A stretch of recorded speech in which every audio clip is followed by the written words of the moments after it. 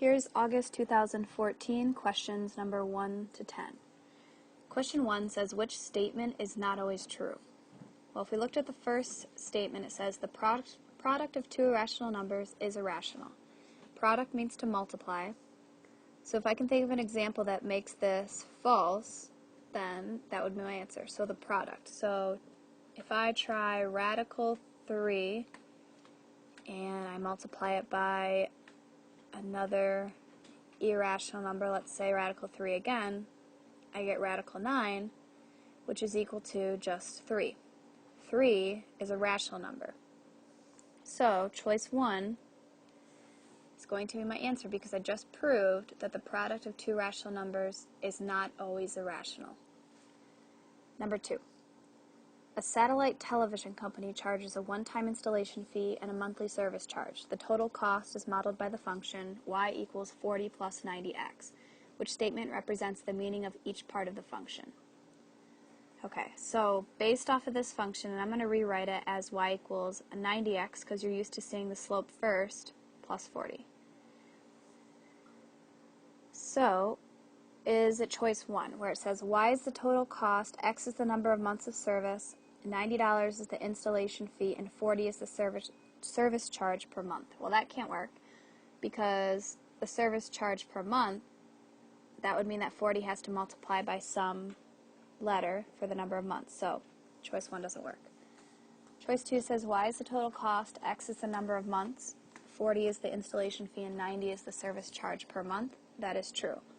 90 is multiplying how many months you have x. $40 is going to be the installation fee. It's a one-time fee, and everything else makes sense. Number 3, if 4x squared minus 100 equals 0, the roots of the equation are. There's many different ways you can solve this problem. You can do it algebraically to factor.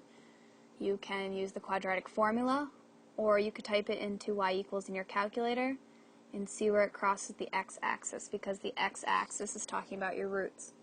So if you graph it, it will go through the x-axis at -5, +5, and so choice 3 is your answer. If you want to see the algebra, here's the algebra for this problem for factoring. So we have 4x squared minus 100 equals 0. These are both perfect squares, so it's the difference of two perfect squares. So we have 2x plus 10, 2x minus 10. You set both factors equal to 0 and solve for x, and you'll end up with, let's see, divide by 2, so x equals -5, and over here 2x equals 10, divide by 2, and x equals a +5. So again, same answer.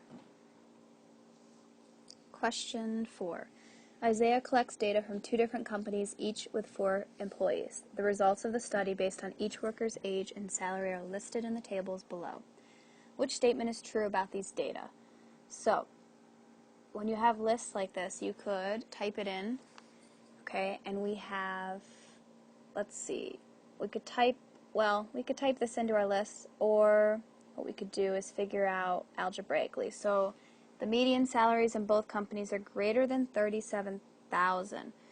Okay, well, the nice thing about this is that your information is written in order from lowest to highest, and there's 4 numbers, even numbers, so you're going to find the middle term between the two middle numbers. So the median is between 32,000 and 35,000. The median would be, for company 1, 33,500, and the median for company 2 is 36,250.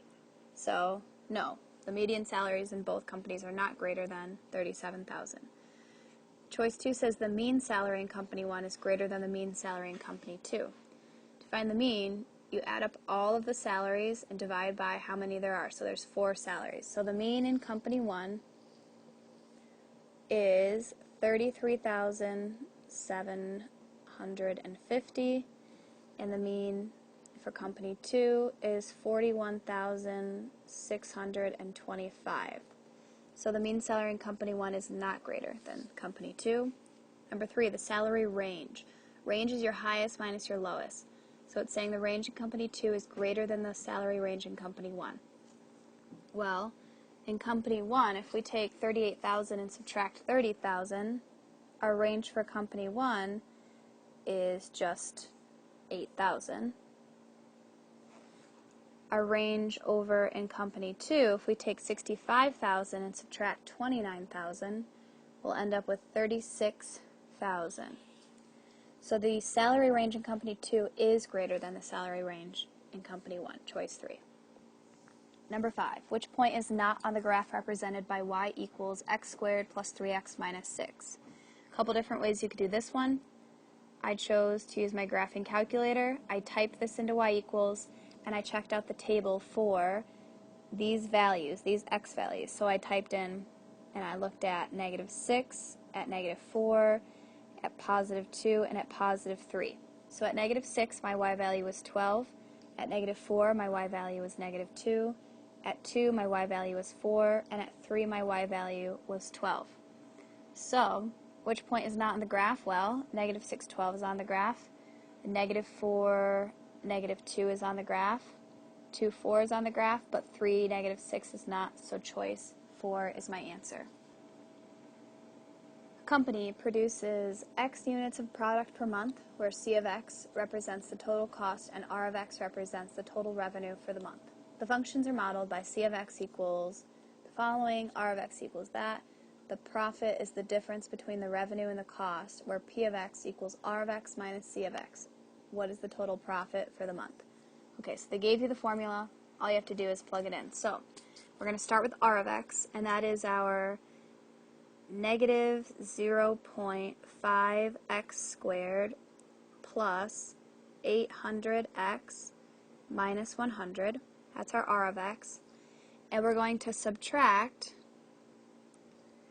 our C of X, which is 300x, and I'm going to put that underneath the 800x because they're like terms, and plus 250. The only thing tricky about when you're subtracting is that it's really a -1 times every number inside the parentheses. So what I like to do is I like to change my subtraction to an addition sign, and then I just change the sign of everything inside the parentheses. So now it's subtracting 300x and subtracting 250. Okay, so -0.5x squared plus nothing is still -0.5x squared. 800x plus a -300x is a positive 500x. And -100 plus -250 is a -350. So my answer would then be choice 2. Number 7, what is one point that lies in the solution set of the system of inequalities graph below?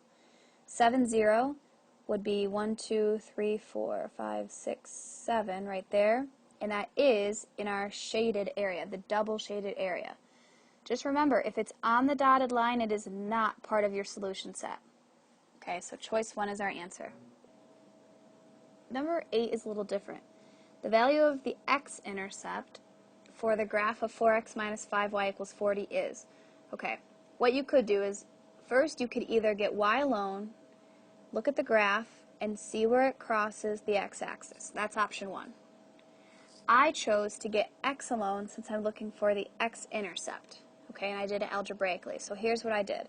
To get x alone, I added 5y to both sides of the equation, and I'm left with 4x equals 5y plus 40.